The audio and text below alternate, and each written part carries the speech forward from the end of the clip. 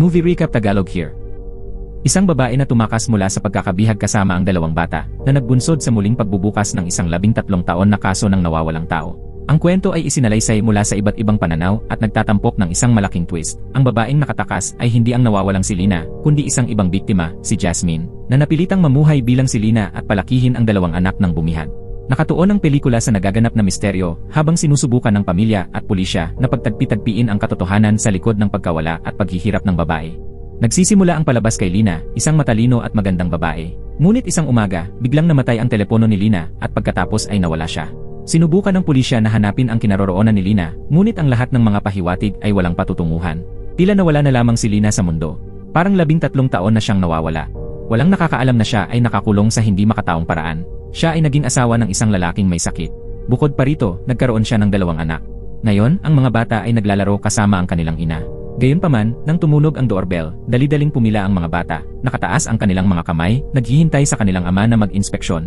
Kinumpirma ng ama na hindi nilabag ng mga bata ang kanyang mga patakaran, kaya kumuha siya ng 2 oatmeal bar bilang gantimpala para sa kanila. Ngunit ang ina na nakatayo sa malapit ay labis na natakot kaya hindi niya mapigilan ang panginginig. Nang makita yon, sinabi ng asawa sa kanyang asawa na huwag umiyak sa harap ng mga bata. Ipinaalala rin niya sa kanya ang mga patakaran sa kanilang pamilya. Pagkatapos ay dumating ang parusa para sa ina sa paglabag sa mga patakaran. Tila ang 3 sa kanila ay naging mga alagang hayop na hawak ng lalaki. Ngunit ng gabing iyon, nakahanap si Lina ng pagkakataong tumakas. Tumakbo siya ng galit na galit sa kakahuyan, hanggang sa aksidente siyang natapilok at nakakita ng isang kotseng dumadaan. Mabilis na tumayo si Lina at tumakbo upang humingi ng tulong. Hindi nagtagal, lumitaw si Lina sa ambulansya at nakatakas din ang kanyang anak na babae. Tila naiintindihan niya ng mabuti ang kasalukuyang sitwasyon, kaya kalmado niyang sinabi ang pangalan at blood type ng kanyang ina. Sinabi niya na ito ang sinabi sa kanya ng kanyang ina. Bigla, tumaas ang tibok ng puso ni Lina at hindi siya tumugon sa tawag ng nurse. Nakita ito ng kanyang anak na babae at mabilis na sumandal sa kanyang tainga at sinabi na narito pa rin siya. Ang pangungusap na ito ay parang isang mahiwagang spell na agad na gumising kay Lina. Hindi nagtagal, dumating ang ambulansya sa ospital. Matapos dalhin si Lina sa emergency room, naiwan ang kanyang anak na babae sa labi. Si Nurse Ruth ay naatasan na pansamantalang alagaan siya. Ngunit pagkasalubong pa lamang ng dalawa, ibinuka ng batang babae ang kanyang mga kamay dahil pamilyar na aksyon ito para sa kanya. Dinala siya ni Ruth sa waiting room at ipinaghanda siya ng isang mainit na sweater. Habang nag-uusap ang dalawa, nalaman ni Ruth na ang pangalan ng batang babae ay Hannah. Ang ina ni Hannah, si Lina, ay naaksidente lamang sa sasakyan. Bagamat tumakas ang driver, hindi man lang nakaramdam ng pagkakasala si Hannah. Dahil bago dumating ang ambulansya, inalagaan pa rin ng driver si Lina. At hindi kasalanan ng driver ang aksidente. Dahil si Lina ay normal na clumsy, at kailangan pa rin niya ang tulong ni Hannah para tapusin ang mga bagay. Ang mga salitang ito ay nagpagulo kay Ruth at tinanong muli si Hannah kung ang kanyang ina ay isang alkoholiko. Umiling si Hannah at sinabi na ang kanyang ina ay normal na umiinom lamang ng tubig. At ayon sa mga patakaran, kailangang uminom si Lina ng 1 hanggang 5 litro ng tubig araw-araw. Napagtanto ni Ruth na maaaring may problema sa kanilang pamilya. Kaya dali-daling tinanong ni Ruth si Hannah kung kailangan niya ng tulong. Umiling muli si Hannah at sinabi na ang kanyang pamilya ay may sariling mga patakaran. At ang mga patakarang iyon ay napakahalaga. Paminsan-minsan lang nakakalimutan ni Lina na sundin ang mga ito at kailangan ni Hannah na paalalahanan siya. Hindi maisip ni Ruth na ang mga salitang ito ay nagmumula sa bibig ng isang maliit na batang babae. Ngunit ang sinabi ni Hannah pagkatapos ay lalo pang nagpatakot kay Ruth. Gusto ni Lina na patayin ang kanyang asawa. Dali-daling pumunta si Ruth sa pulis na si Ida na namamahala sa aksidenteng ito. Sinabi ni Ruth kay Ida ang sinabi ni Hannah. Bago dumating ang staff ng Psychological Emergency Service, hindi makontak ni Ida si Hannah, kaya sinabi na lamang ni Ida kay Ruth na tanungin agad ang address ng bahay ni Hannah. Bumalik si Ruth sa waiting room para maghanap ng mga krayola at drawing paper at inutusan si Hannah na magkwento patungkol sa kanyang pamilya. At talagang gumana ito. Matapos mag-drawing si Hannah ng ilang maliliit na tao, sinabi niya kay Ruth na ang kanyang nakababatang kapatid ay nasa bahay pa rin at naglilinis ng dugo. Ang tono ni Hannah nang ikinuwento niya ito ay sobrang kalmado. Ipinakita nito na sanay na ang batang babae na may mga mansa ng dugo sa bahay. Hiningi ni Ruth ang address ni Hannah at sinabi niya na nagtatanong siya para sunduin ang nakababatang kapatid ni Hannah. Ngunit bago pa man matapos si Ruth, tumanggi si Hannah at nagdrawing ng 2 itim na bintana. Mula sa putol-putol na kwento ni Hannah, nalaman ni Ruth na ang mga bintana ng kanilang bahay ay nakasara, kaya hindi sila makakita sa labas. Ang silid ay sobrang selyado kaya kailangan nilang umasa sa isang oxygen circulation machine para mabuhay. Ang kanilang pang-araw-araw na pagkain ay gatas at oatmeal lamang. Wala man lang gatas na maiinom si Lina. Sa puntong ito, sigurado na rin si Ruth na nakakulong si Lina at ang kanyang 2 anak. Sinubukan muli ni Ruth na hingin ang address ng bahay, ngunit malamig na sinabi ni Hannah na hindi niya masasagot. Sa puntong ito, biglang napagtanto ni Ruth. Ang pagiging komplikado ng kasong ito ay higit pa sa kanyang inaasahan. Buti na lang naoperahan si Lina. Ngunit sa kalagitnaan ng operasyon, nagkaroon ng problema. Nagkaroon ng transplant rejection reaction si Lina sa dugo na isinalin sa kanya. At nangangahulugan ito na mali ang impormasyon ng doktor tungkol sa blood type ni Lina. Matapos tapusin ng doktor ang operasyon, agad niyang sinabi kay Ida ang sitwasyon. Ang pagkakamali ng doktor ay ang pag-inject ng dugo nang hindi muna nagsuri. Hindi maintindihan ni Ida kung bakit nagsinungaling si Hana. Sa sandaling ito, dumating din ang psychologist. Binalak ni Ida na sumama sa kanya para makita si Hana para magtanong pa. Ngunit ang unang reaksyon ni Hana nang makilala niya sila ay ang pagbukas pa rin ng kanyang mga kamay. Hindi maintindihan ni Ida kung ano ang ibig sabihin ni Hana. Ipinaliwanag ni Hana na sa paggawa nito, masisiguro niya na wala siyang itinatago na maaaring makasama sa kanya o sa iba. Ito ang patakaran ng kanyang ama, kaya ibinuka rin ni Ida ang kanyang mga kamay upang ipakita ang kanyang kooperasyon. Tinawag ni Ruth na nakatayo sa malapit si Ida. Sinabi ni Ruth na mayroon ding nakababatang kapatid si Hana sa bahay. Ang bahay na yon ay parang isang bilangguan na walang bintana, ventilation pipes, mansa ng dugo at mga patakaran. Matapos iulat ni Hana ang maling blood type ng kanyang ina, nagsimulang maghinala si Ida kung ito rin ay mga kasinungalingan sa bahagi ni Hana. At sa ngayon sa kanilang bahay, nililinis ng nakababatang kapatid ang dugo. Napakahusay ng lahat ng kanyang mga galaw. Sa isang sulok, may isang lalaki na hindi na humihinga. Sinubukan ni Ida na makipag-usap kay Hana sa isang magiliw na tono. At pagkatapos ay inihayag ni Hana na hindi pa siya nakikipag-ugnayan sa labas ng mundo. Ang isang masayang pamilya ay hindi nangangailangan ng sinuman. Mananatili ang ina sa bahay upang turuan si Hana at ang kanyang nakababatang kapatid na magbasa. At sa ngayon, ang kanyang nakababatang kapatid ay nasa bahay pa rin na walang mga bintana. Nang tanungin ni Ida kung ano ang nangyari bago ang aksidente sa sasakyan, biglang lumingon si Hana at tumigil sa pagsasalita. Patuloy na nagtanong si Ida kung sinaktan ba sila ng kanyang ama. Ngunit mariing dumapa si Hana sa mesa at ipinikit ang kanyang mga mata. Sa nakikita ito, walang nagawa ang pulis kundi sumuko sa pagtatanong. Kailangan nila ng oras para pababain ni Hana ang kanyang depensa. Sa sandaling ito, nakatanggap si Ida ng isang tawag sa telepono. Ang tumatawag ay si Jared mula sa Major Crime Unit. Dahil ang aksidenteng ito ay may kaugnayan din sa iba pang mga kaso. Nakita ni Jared ang kasong ito sa system kalahating oras na ang nakalipas. Nang makita ni Jared ang pangalan ni Lina at ang kanyang pisikal na paglalarawan, ipinapalagay din niya na siya at ang kanyang mga anak ay pinipigilan. Ito ay nagpagalit at nagalit sa kanya. Mabilis na tinawagan ni Jared ang isang matandang mag-asawa at sinabi na maaaring natagpuan niya ang kanilang anak na nawawala sa loob ng 13 taon. Siya ay nasa Aiken Hospital. Ngunit hindi pa rin ito tiyak. Bago pa man matapos magsalita si Jared, ibinaba ang kabilang linya. Ang mag-asawang naghintay ng 13 taon upang marinig ang balitang ito ay labis na nagalak. Nagmadali silang pumunta sa ospital upang kumpirmahin ang kanilang anak. Nagmadali rin si Jared dito. Ngunit nang makita ng matandang lalaki na si David Silina na kumatos, bigla siyang natigilan. Nagpakita rin ng pagdududa ang kanyang asawa na si Mary. Ang babae sa harap nila ay may parehong kulay gintong buhok tulad ng kanilang anak. Kahit ang mga peklat sa kanyang mga kamay ay pareho sa kanilang anak. Ngunit agad pa ring nalaman ni David at Mary na hindi ito ang kanilang anak. Lahat ng pag-asa ni Lina ay nawasak sa isang iglap. Biglang nawalan ng kontrol sa kanyang emosyon si David. Buti na lang, dumating si Jared sa tamang oras para pakalmahin siya. Ang kakaiba ay ang mukha ni Hana ay eksaktong katulad ng kay Lina noong siya ay bata pa. Mayroon pang ang litrato si David ni Lina noong siya ay bata pa para patunayan ito. Ang sitwasyong ito ay nagpagulo sa lahat. Malinaw na si Hana ay apo ni David at ng kanyang asawa. Kaya ang babae sa koma ay maaaring ang kanilang anak. Sa kasalukuyan, DNA test lamang ang makakapaglinaw ng katotohanan. Ngunit ang pagkuha ng DNA sample ni Hana ay nangangailangan ng pahintulot mula sa Child Protection Department. At ang mga resulta ng paghahambing ay aabutin ng 8 oras. Nang marinig ito ni Jared, labis siyang nag-alala. Sa nakalipas na 13 taon, ang kaso ng nawawalang tao na ito ay nagpapahirap sa kanya sa pag-isip. Hindi makapaghintay si Jared para sa mga resulta. Kaya lihim siyang pumasok sa silid ng ospital para magtanong tungkol kay Lina na kumatos. Tinanong niya kung sino siya at tumugon si Lina. Ang boses ng kanyang asawa ay patuloy na umaalingaw-ngaw sa kanyang ulo. Hinimok niya siyang sagutin agad ang tanong. Nagising si Lina. Sinubukan niyang tanggalin ang oxygen mask, patuloy siyang binabalaan ng boses ng kanyang asawa sa kanyang ulo na kung maglakas loob siyang sumigaw, papatayin niya siya. Kung hindi niya susundin ang mga patakaran, papatayin din siya. Matapos siyang kumalma, tinaas niya ang kanyang ulo at sinabi na ang kanyang pangalan ay Lina. Pagkatapos niyang magsalita, nahimatay siyang muli. Ang sagot na ito ay nagpanghina ng loob kay Jared dahil hindi siya naniniwala dito. Kailangan na lamang niyang magmadali upang makahanap ng psychiatrist. Umaasa siyang makukuha agad ang DNA ni Hana. Ngunit nalaman niya ang isa pang nakakagulat na balita. Sinabi ni Hana na nakilala niya ang kanyang lolo na si David. Nang dumalaw ang doktor kay Hana kaninang umaga, nagkusang tanungin niya kung naroon pa rin ang kanyang lolo. Akala niya ang lalaki kagabi ay ama ni Lina. Pagkatapos ay sinabi ni Hana na naglakbay siya kasama ang kanyang ina at lolo. Nagkita sila minsan noon. At ito ay isang sikreto sa pagitan ni Hana at ng kanyang ina. Tinapos ng maliit na batang babae ang pagsasalita at ipinikit ang kanyang mga mata.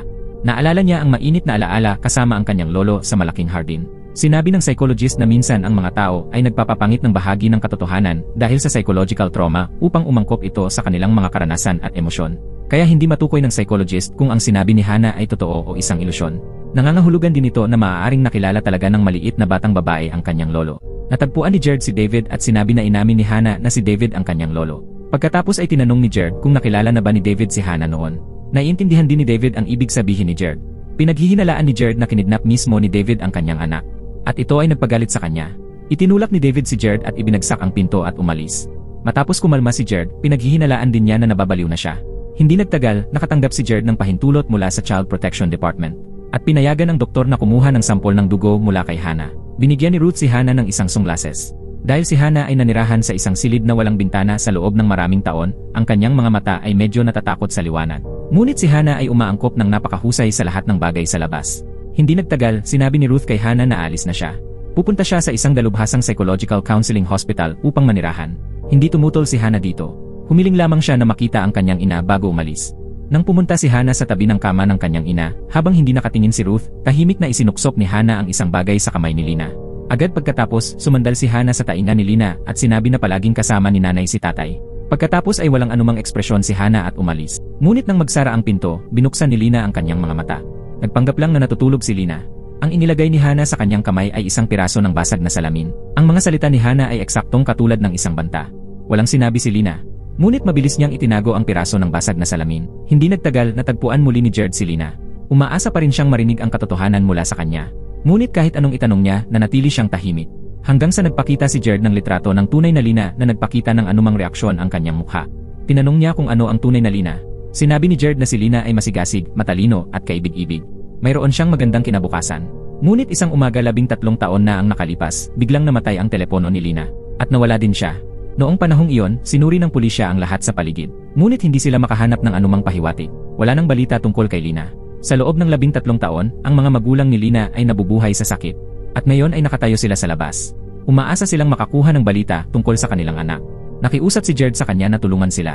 Ang babae sa kama ay medyo emosyonal. Ngunit nang malapit na siyang magsalita, natigilan siya. Agad, naging balisa ang kanyang mga emosyon. At nahimatay siyang muli. Binantayan siya ni Jared. Dahil ayaw niyang palampasin ang anumang pagkakataon na makakuha ng pahiwatig. Hindi nagtagal, nagising ang babae na may pagpupumiglas. Tila nagkaroon siya ng isang kakilakilabot na bangungot. Matapos makita ng babae ng malinaw ang mukha ni Jared, dali-dali niyang tinanong kung anong araw na. Matapos makakuha ng sagot ang babae, sinabi niya ang salitang 5 buwan. Nag-react si Jared at naunawaan na marahil sinusubukan ni Lina na sabihin na nakakulong siya sa loob ng 5 buwan. Dali-daling tinanong ni Jared kung palaging naroon si Hannah. Sumagot ang babae ng oo. Dali-daling tinanong ni Jared kung may isa pang batang lalaki doon. Hindi niya ito itinanggi. Naghanap ang pulisya sa paligid ng pinangyarihan ng aksidente. Ngunit hindi nagtagal, isang lalaki ang sumugod sa nakablock na pinangyarihan. Sinabi niya na siya ay isang patrol officer sa lugar na ito. Ngunit hindi masyadong nagtiwala ang pulis. Dahil kagabi nang binabantayan niya ang pinangyarihan ng aksidente, natuklasan niya ang isang kotse ang nagtatago hindi kalayuan. Akmang hahabulin sana ng pulis ang kotse para suriin ng mabilis na umandar ang kotse at umalis. Tinanong ng pulis ang lalaki kung narito siya kagabi. Ngunit sinabi niya na nagpapatrolya lamang siya sa umaga at gabi. Hindi nagtagal, natuklasan ng pulis ang isang military restricted area. Ngunit habang ang lahat ay nabighani sa nangyayari sa harap nila, may isang humihingal sa takot sa kakahuyan sa likuran nila. Kinontak ni Ida ang counter-terrorism team. Ngunit sinabi sa kanya na ang military restricted area ay hindi dapat pasukin ng walang pahintulot. Sinabi ni Ida na may isang 8 taong gulang na batang lalaki sa panganib sa loob. At dahil mayroon din siyang anak, ginamit niya ang dahilan na ito upang hikayatin siya. Nakumbinsi siya sa kanyang mga salita at agad na nag-utos ng paghahanap. Ngunit sa sandaling ito, biglang lumitaw ang isang patrolman at sinubukang pigilan ang kanilang paghahanap. Hindi siya pinansin ni Ida at sumenyas upang ipagpatuloy ang operasyon. Kapapasok pa lamang ng team nang biglang nagkaroon ng pagsabog. At pagkatapos ay dumating ang masakit na daing ng nasugatan, dali-daling sinuri ni Ida. Ngunit sinabi sa kanya na huminto dahil may mga mina dito. Ito ay higit pa sa inaasahan ng lahat. Ngunit matapos suriin ng mine detection team, wala silang nakitang anumang record ng nakabaong mga mina. Nangangahulugan ito na ang mga minang ito ay itinanim lahat ng iba. Kaya't tiniis na lamang ni Ida ang presyon mula sa kanyang mga nakatataas. Tinanong niya muli ang bomb disposal team. At hindi nagtagal ay natanggal ang lahat ng mga mina. Pagkatapos ng ilang sandali ng paghahanap, sumenyas din ang rescue dog na ito ang bahay na hinahanap ng pulisya. Bago pumasok ang pulisya, tinawagan pa rin ni Ida si Jared para tanungin ang babae kung may iba pang tao sa silid bukod sa batang lalaki. Ang sagot ay may isang lalaki. Nang pumasok ang pulisya, natagpuan nila ang isang bangkay na nakahiga sa sulok ng bahay. At tila huminto na sa paghinga ang lalaki. Maingat na itinaas ni Ida ang tela na nakatakip sa mukha ng lalaki upang tingnan. Ngunit ang eksena pagkatapos noon ay halos nagpapasuka sa kanya dahil hiniwa ang mukha ng lalaki. Dali-daling tinanong ni Jared si Ida kung natagpuan na niya ang batang lalaki. Narinig ito ng babae sa tabi niya at sinabi sa kanya na si Jonathan ay dapat na nasa ilalim ng kama sa nursery. At tama nga, natagpuan ng pulisya ang batang lalaki sa ilalim ng kama. Ngunit binuksan ng batang lalaki ang kanyang mga mata at nanatiling nakahiga nang hindi nagsasalita. Sinabi ng babae sa pulisya na dapat nilang purihin si Jonathan sa paggawa ng lahat ng tama. Pagkatapos ay makikinig siya sa kanila. At tama nga, pagkatapos sabihin ito ni Ida, biglang huminga ng malalim si Jonathan at hinawakan ng mahigpit ang kamay ni Ida. Sa puntong ito, huminga ng maluwag ang lahat. Ngunit tinanong ng babae sa kama kung nasaan ang lalaki. Pagkatapos ay natanggap niya ang sagot na patay na siya. Matapos matanggap ang sagot, huminga rin ng maluwag ang babae dahil ang taong nagbabanta sa kanya ay nawala na magpakailanman. Matapos kumalma ang babae, nagsalita rin siya at sinabi na ang pangalan niya ay Jasmine. Pumunta siya sa isang panayam para sa isang trabahong may mataas na sweldo. Ngunit hindi niya inaasahang mahuhulog sa kawalan ng pag-asa. Nang magising si Jasmine, natagpuan niya ang kanyang sarili sa isang kakaibang bodega. Nakatali ang kanyang mga kamay at paa. Bigla, isang lalaki ang pumasok at tinawag siyang Lina. Ngunit hindi siya si Lina. Hindi maintindihan ni Jasmine kung bakit siya tinatawag na Lina. Ngunit bago pa siya makapag-react, inilagay ng lalaki ang hair dye sa isang bote ng tubig sa harap niya. Sinabi niya kay Jasmine na susunod ay kailangan niyang kulayan ang kanyang buhok ng blonde bago siya makainom ng tubig. Likas na tumanggi si Jasmine. Ngunit matapos niyang makita ang lalaki na tumalikod at umalis, dali-dali siyang sumang-ayon. Akala ni Jasmine na ang pakikipagtulungan ay magpapagaan sa kanyang pagdurusa. Ngunit pagkatapos kulayan ng lalaki ang kanyang buhok, gumamit siya ng pulang init na alambre upang tusukin ang kanyang palad. Ang brutal na gawaing ito ay nagpawalang malay sa kanya dahil sa sakit. Nang magising muli si Jasmine, binendahan na ng lalaki ang kanyang sugat. Ang kanyang mga aksyon ay hindi lamang nakatakot sa kanya, kundi nagpagulo rin sa kanya. Hindi niya alam kung ano ang gustong gawin ng lalaking ito sa kanya. Ngunit bago pa maintindihan ni Jasmine ang kasalukuyang sitwasyon, binasa ng lalaki ang kanyang mga patakaran. Kapag narito si Jasmine, kailangan niyang sundin ang mga sumusunod na patakaran. Sa tuwing papasok ang lalaki sa bahay, kailangang tumayo si Jasmine sa pinto at ibuka ang kanyang mga kamay upang matiyak na wala siyang nakakasakit na armas sa kanyang mga kamay.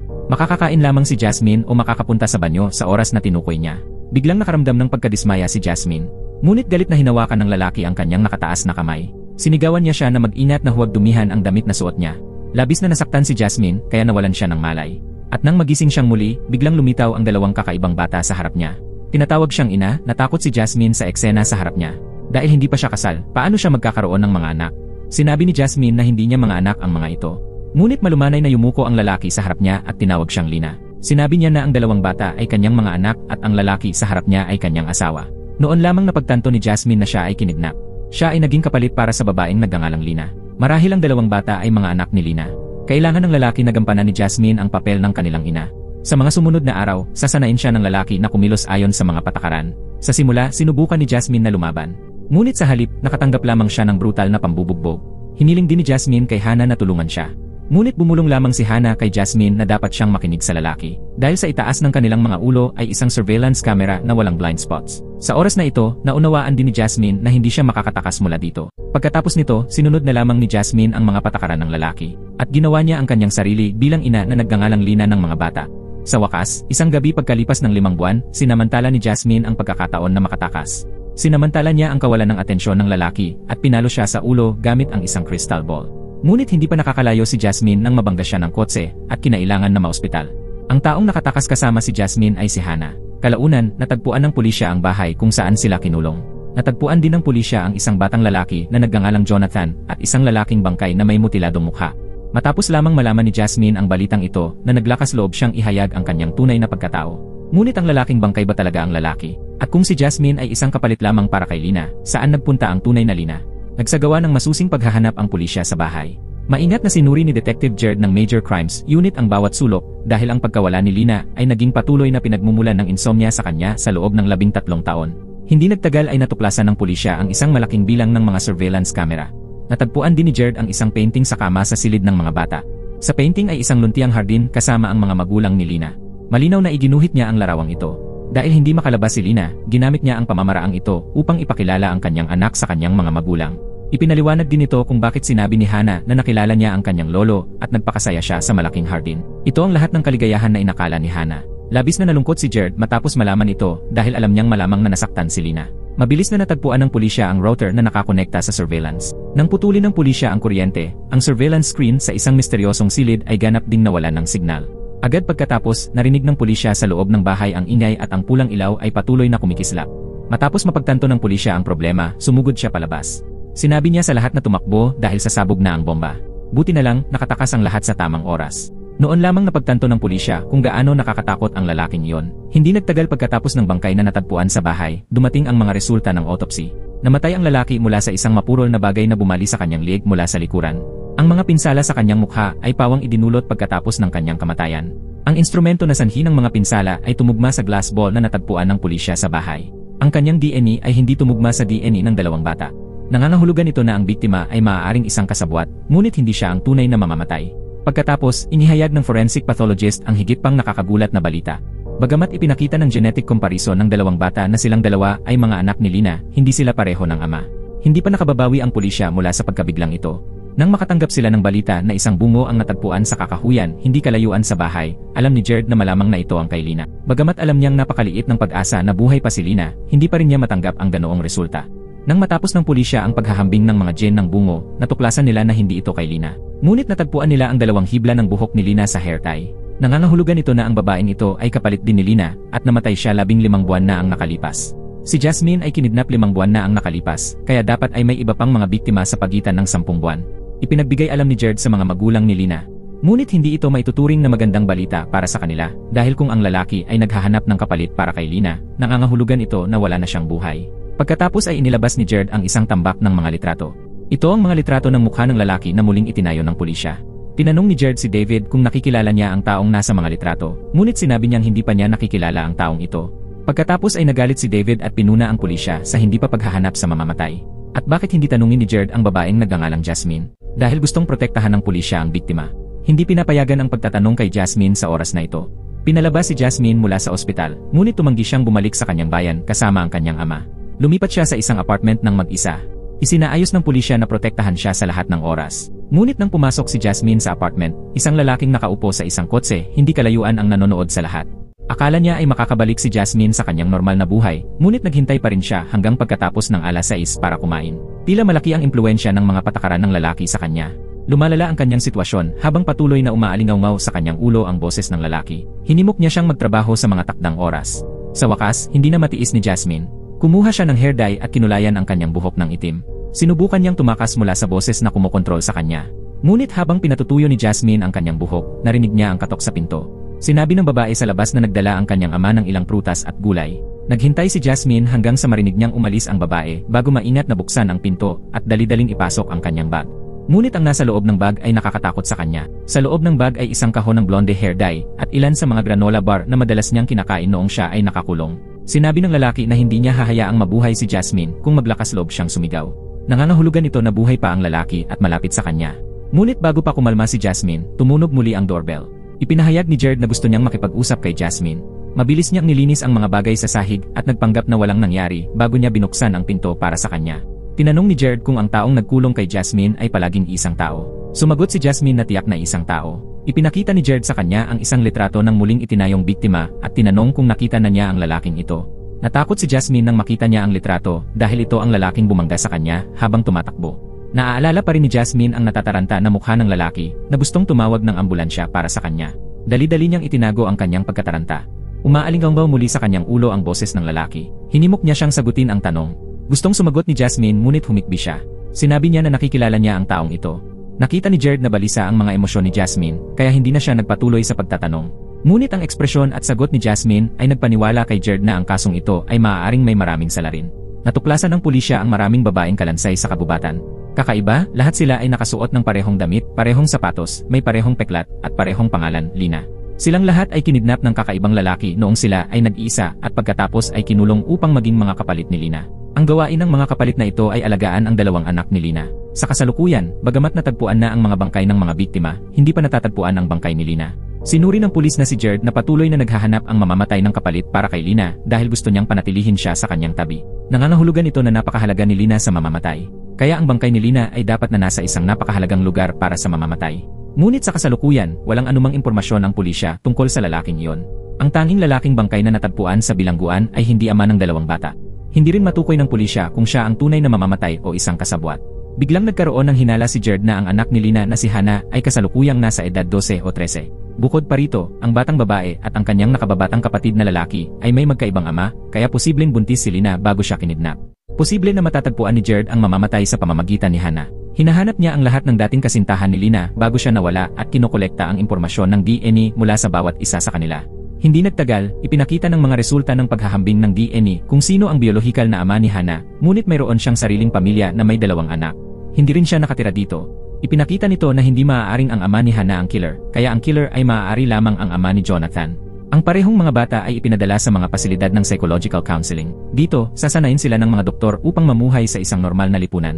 Palaging nakakaangkop ng maayos si Hana, ngunit palaging natatakot si Jonathan at tumangging makipagtulungan. Nang makita ito, sumandal si Hana malapit sa tainga ng kanyang nakababatang kapatid at sinabi na kung hindi siya susubukan, kapag dumating ang kanilang ama upang sunduin sila, hindi siya makakauwi. Naghihintay pa rin si Hana na sunduin sila ng kanyang ama. Hindi nagtagal, dinalhan ni Ruth si Hana ng isang storybook. Ngunit ang unang bagay na ginawa niya nang matanggap niya ang regalo ay tumakbo upang ipakita ito sa surveillance camera. Nagtataka si Ruth kung kanino niya ito ipinapakita at sumagot siya na ipinapakita niya ito sa kanyang ama. Dahil sa paggawa nito, makikita ng kanyang ama na sinusunod pa rin niya ang mga patakaran. Sensitibo si Ruth sa problema, kaya mabilis niyang tinawagan ang pulis na si Ida ngunit walang sumagot. Pagkatapos ay tumingin si Ruth sa surveillance camera ng 2 beses pa, ngunit hindi niya alam na mapapahamak siya dahil dito. Nang gabing iyon, nang umuwi si Ruth, natuklasan niya na ang buong silid niya ay nawalan ng kuryente. Matapos suriin ni Ruth ang circuit breaker box, natuklasan niya na na-trip ang circuit breaker. Nakaramdam ng ginhawa si Ruth nang makita niya ito, ngunit bigla, may ingay na nagmumula sa likod na silid. Medyo naghinala si Ruth, kaya pumasok siya para mag-check. Pagkatapos ay natagpuan niya ang kamalasan. Kinabukasan, si Ruth ay naging isang bangkay. Ngunit matapos pumunta si Ida upang suriin ang pinangyarihan, wala siyang nakitang anumang bakas ng krimen. Kaya maaari lamang ipagpalagay ng pulisya na namatay si Ruth dahil sa pagkahulog sa hagdan habang pinapalitan ang bombilya. Pagkatapos ay natagpuan ni Ida si Hana. Nagdala si Ida ng isang tambak ng mga litrato para makita ni Hana. Sa kanila ay may mga litrato ng mga suspect sa kaso ni Lina at ng iba pa. Nang makita ni Hana ang bawat litrato, kalmado niyang sinabi na ito ang kanyang ama. Malinaw na sinusubukan niyang guluhin ang investigasyon ng pulisya. Hindi nagtagal pagkaalis ni Ida, dumalaw si David kay Hana. Habang nagpapaaraw ang dalawa, bigla niyang natagpuan ang kanyang laruang pusa sa malapit. Natagpuan din ni Jonathan ang isang crystal ball sa ilalim ng kanyang unan. Ito ang lahat ng mga regalo sa Pasko na ibinigay sa kanila ng kanilang ama. Ngunit hindi natagpuan ang pusa pagkatapos ng insidente, at nabasag din ni Jasmine ang crystal ball. Malinaw na malapit ang ama ng 2 bata, at ang 2 regalong ito ay isang senyales upang tawagin sila pauwi. Kinabukasan, may nangyaring hindi inaasahan. Ang litrato ni Hana sa psychiatric facility ay biglang lumitaw sa unang pahina ng pahayagan. Ang anggulo ng litrato ay mukhang kinunan mula sa isang surveillance camera sa pinto. Ngunit ang seguridad doon ay palaging napakahigpit, kaya hindi makatwiran na may mangyari tulad nito. Biglang naalala ni Ida na ang patrolman ay lumitaw sa pinangyarihan pagkatapos mismo ng insidente. Sinubukan pa niyang pigilan ang pulisya sa paghahanap sa lugar ng detensyon. Ang investigador ay isang empleyado ng isang security company, kaya maaari niyang makita ang anumang surveillance footage. Hanggat ang lugar ay nasa ilalim ng responsibilidad ng kanyang kumpanya para sa seguridad, madali para sa investigador na gupitin ang isang litrato ni Hana mula sa surveillance. Ang mahalaga ay mayroon siyang criminal record para sa pagnanakaw, paniniktik, at aggravated assault. Nang tanungin ng investigador, kalmado siya at sinabi na ang mga krimeng iyon ay pawang mga bagay na nagawa niya noong siya ay menor de edad pa. Ngayon ang investigador ay walang criminal record. Kahit na humarap ang investigador sa pagkuha ng DNA sample, hindi siya nagpanik. At tama nga, pinatunayan ng mga resulta ng DNA na ang investigador ay walang koneksyon sa 2 bata. Ngunit buti na lang, ang pulisya ay may bagong impormasyon. Nakahanap sila ng isang sunog na kotse sa kakahuyan. Umasa sila sa kotse at natagpuan ng may-ari. Lumabas na ang may-ari ng kotse ay ang lalaking bangkay na natagpuan sa bahay na yon, malamang na siya ang bumangga kay Jasmine. Kababalik pa lamang niya mula sa South Africa kasama ang kanyang asawa at mga anak, 4 na buwan na ang nakalipas, kaya malinaw na isa lamang siyang biktima. Kaya bakit hindi sinabi ni Jasmine ang buong katotohanan nang tukuyin niya ang litrato, ngunit sa halip, sadyang niloko ang pulisya. Ipinaniwala ni Jasmine sa kanila na ang may-ari ng kotse ay isa ring salarin. Kung tutuusin, ang tunay na salarin ay ang ama ni Jonathan. At saan siya nagtatago? Pagkatapos makita ni David ang pahayagan, labis siyang nagalit. Kung hindi kayang protektahan ng psychological facility si Hana, nagpasya siyang iwi siya upang alagaan siya. Tinanong ng apartment manager sa labas si Jasmine kung okay lang siya dahil sinabi ng kanyang ama na nawalan lang sila ng kontak sa kanya. Nang marinig ito ni Jasmine, labis din siyang nawalan ng pag-asa. Dahil ang taong naghahanap sa apartment manager ay hindi ang kanyang ama, kundi ang taong palaging kumokontrol sa kanya. Itinaas ni Jasmine ang kanyang ulo upang tingnan ang surveillance camera sa kisame at naunawaan niya na sinusubaybayan niya ang bawat galaw niya sa pamamagitan nito. Hindi nagtagal, kinuha ni Jasmine ang kanyang hair dye at kinulayan ang kanyang buhok ng parehong blonde na kulay tulad noong siya ay nakakulong. Sa sandaling ito, tumunog muli ang doorbell. Naguguluhan, pinuntahan muli ni Jared si Jasmine. Umaasa siya na makakahanap siya ng higit pang mga pahiwatig mula sa kanya, ngunit mula sa isang hibla ng buhok na nakalantad sa ilalim ng tuwalya ni Jasmine, natuklasan ni Jared na kinulayan niya muli ang kanyang buhok. Nagdahilan si Jared na pupunta sa banyo para mag-check. At tama nga, natagpuan niya ang hair dye box sa basurahan. Napagtanto niya ang problema at mabilis na pinagmasdan ang silid ng maingat. Nang itaas niya ang kanyang ulo upang obserbahan, natuklasan niya ang isang nakatagong kamera sa fire alarm system sa kisame. Mabilis siyang nagpanggap na kalmado na parang wala siyang natuklasan, ngunit nakita ng supervisor ang lahat ng kanyang mga aksyon. Hindi na nagtanong si Jared. Matapos kumpirmahin ni Jared na may mga surveillance camera sa buong silid, dali-dali siyang umalis sa bahay ni Jasmine. Bumalik si Jared sa kanyang kotse bago siya naglakas loob na huminga ng maluwag. Palaging sinusubaybayan ng lalaking iyon ang mga galaw ng lahat at nasa tabi mismo nila siya, kaya nagpasya si Jared na manatili dito.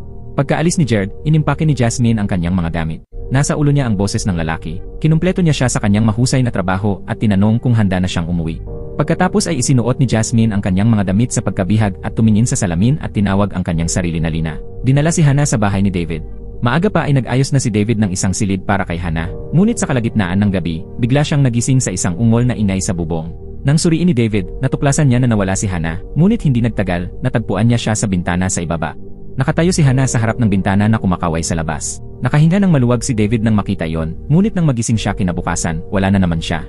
Dali-dali niya siyang hinanap sa buong bahay, ngunit umalis si Hannah sa bahay ni David at lumitaw siya sa isang truck na puno ng kagamitan sa surveillance. Ang lalaking nakaupo sa harap ni Hannah ay ang lalaking sanhi ng lahat. Ipinakita niya sa kanya ang bagong bahay na inihanda niya at iyon din ang bagong lugar ng pagkakulong. Agad pagkatapos nito, binuksan niya ang surveillance screen ni Jasmine at nakita na tapos na siyang maglinis at handa nang lumabas. Pagkatapos, kailangan lamang ng lalaki na sunduin si Jasmine at Jonathan at ang apat sa kanila ay magiging isang masayang pamilya. Tila napakakalmado ni Jasmine sa paglilinis ng lahat, ngunit kumuha siya ng isang fruit knife mula sa drawer at lihim na itinago ito sa kanyang manggas. Ang lahat ng ito ay malinaw na nakita ng lalaki. Agad pagkatapos, nakatanggap si Jasmine ng isang text message mula sa lalaki. Sinabi niya na naghihintay siya sa kanto ng kalye. Pagkaalis ni Jasmine sa pinto, dali-daling sumunod si Jared, na naghihintay sa labas buong gabi, ngunit nawala si Jared kay Jasmine sa kanto ng kalye. Biglang nakita ni Jared ang lalaking nagbubukas ng pinto ng kotse. Naalala ni Jared na nakita niya ang lalaking ito sa istasyon ng pulisya. Siya ang boss ng security company. Naalala ni Jared ang mga nakaraang pahiwatig at naunawaan ang lahat. Dali-daling nagmaneho si Jared pagkatapos ng kotse ng lalaki. Pagkatapos ay tinawagan ni Jared si Ida at hiniling sa kanya na imbestigahan kung ang boss ng security company ay may anumang relasyon sa pamilya ni Lina. Pagkatapos ay pumunta si Ida sa security company upang imbestigahan kung mayroong anumang mga record na may kaugnayan sa pamilya ni Lina. Nang lumingon si Ida, nakita niya ang isang litrato sa dingding. Sinabi ng staff na ito ang lolo ng boss na si Lordan. Maraming pagkakahawig si Lordan sa kanyang lolo at palaging nakatira kasama ang kanyang mga lolo't lola. Hindi nagtagal, natuklasan ni Ida ang isang batang babae sa isa pang litrato na kamukha ni Lina. Sinabi ng ibang staff na ito ang ina ni Lordan. Isang araw bigla siyang nawala noong siya ay bata pa at walang sinuman ang nakakita sa ama ni Lordan. Kinuha ni Ida ang dalawang litratong iyon. Sa oras na ito, sinuri rin ng staff ang mga record. Noong 2002, inupahan ng pamilya ni Lina ang kumpanyang ito upang mag-install ng isang security system, ngunit ang huling alarm ay tumunog 13 taon na ang nakalipas. Dali-daling kinuha ni Ida ang litrato upang hanapin si Jonathan. Nang makita ng batang lalaki ang litrato, sinabi niya na ang taong nasa litrato ay kamukha ng kanyang ama, ngunit tumanda na. Ang babae na nakasuot ng puti ay kamukha ng kanyang ina, ngunit medyo iba. Sa puntong ito, nalutas ang kaso. Si Lordan ang ama ni Jonathan at siya rin ang tunay na salarin. Lumabas na nag-iisa si Lina sa bahay nang dumating si Lordan upang ayusin ang surveillance system. Natuklasan niya na kamukha niya ang kanyang ina. Sa sandaling iyon, biglang nagkaroon ng baluktot na pag-iisip si Lordan. Pagkalipas ng 13 taon, nakakulong pa rin si Lina sa kanya. Kalaunan, ipinanganak niya sina Hannah at Jonathan. Sa huli, namatay si Lina dahil sa mahirap na panganganak. Pagkasakay ni Jasmine sa sasakyan, pinusasan siya ni Hannah. Sa puntong ito, hindi na masyadong natakot si Jasmine. Tinanong lang niya kung bakit hinayaan siyang mabuhay ni Lordan. Ngunit hinawakan ni Lordan ang tiyan ni Jasmine. Lumalabas na kumuha si Jasmine ng pregnancy test bago tumakas. At higit sa lahat, gusto rin ni Hannah si Jasmine. Nang gabing iyon, sinamantala ni Jasmine ang pagkakataon na patumbahin si Lordan at pagkatapos ay kinuha ang mga susi at tumakas. Sinabi ni Jasmine kina Hannah at Jonathan na tumakbo ng mabilis. Ngunit malungkot na kinuha ni Jonathan ang basag na glass ball. Kinuha ni Hannah ang basag na piraso mula sa kamay ni Jonathan at sinabi sa kanya na linisin ang pinangyarihan. Dapat hintayin ni Jonathan na magising si Lordan at sabihin sa kanya ang lahat. Tumakbo si Hannah ng mag-isa upang hanapin si Jasmine. Agad pagkatapos noon, nabangga si Jasmine ng kotse. Sinamantala ni Hannah ang sandali nang magpanik ang lalaking sanhi ng aksidente at pinatumba siya gamit ang isang stick. Pagkatapos ay hinabol din siya ni Lordan. Sa simula, nagpa siya si Lordan na harapin si Jasmine doon mismo. Ngunit nakiusap si Hannah na mabuhay si Jasmine dahil si Jasmine ang kanyang paboritong surrogate mother. Si Jasmine din ang pinakakahawig kay Lina. Mahal ni Lordan ang kanyang anak kaya pumayag siya sa kanyang kahilingan. Ngunit kung gustong mabuhay ni Jasmine, kailangan niyang tanggapin ang paggamot sa ospital. Pagkatapos ay kinuha ni Lordan ang basag na piraso ng salamin mula sa kamay ni Hannah at hiniwa ang mukha ng kawawang lalaki. Pagkatapos ay sinabi niya kay Hana kung ano ang sasabihin at gagawin sa susunod. Sinabi ni Lordan kay Hana na maghintay hanggang gumaling si Lina bago sila sunduin. Pagkatapos ay tumawag si Lordan ng ambulansya at iniwan ang basag na salamin para kay Hana. Ang lahat ng ginawa ni Lordan ay ang gusto at hiniling ni Hana. Tumingin si Jasmine kay Hana at nakaramdam ng labis na pagkalito. Walang ideya si Jasmine kung anong uri ng tao ang kanyang kinakaharap. Sa alas 12, oras na para pumunta sa banyo si Jasmine ayon sa mga patakaran. Ipinark ni Lordan ang kotse sa isang desyertong lugar at kinalagan si Jasmine. Pagkatapos ay hinawakan niya ang kanyang pulso. Kinuha niya ang maliit na kutsilyo na nakatago doon at itinapon ito. Pinatay rin ni Lordan ang huling sinag ng pag-asa ni Jasmine. Ngunit nang siya ay lumuhod, lihim niyang kinuha ang basag na salamin na itinago niya sa pinakamalalim. Agad pagkatapos noon, nagpanggap si Jasmine na nahimatay. Ginamit niya ang kanyang kamay upang gisingin siya. Bigla siyang sumalungat sa isang matinding paraan. Sumigaw siya na hindi siya buntis at hindi siya si Lina. Sa huli, nailigtas ni Jasmine ang kanyang sarili. Matapos tapusin ni Jasmine ang mga bagay na ito, buong tapang din siyang naglakad sa ilalim ng araw. Nang dumating si Jared, halos patay na si Lordan. Tinakpan ni Jared ang kanyang sugat at tinanong kung nasaan si Lina. Nagkaroon lamang ng oras si Lordan na sabihin na siya ay nasa hardin at pagkatapos ay namatay. Kasabay nito, sina Jasmine at Hana ay nasa dalampasigan hindi kalayuan. Nararamdaman nila ang dagat at ang hangin ng magkasama. Sa wakas ay tinanggal ni Hana ang kanyang salamin. Pagkatapos ng 10 taon, nakatingin na siya ng diretsyo sa mundo sa labas ng pader. Sa wakas ay malaya at masaya na si Hana.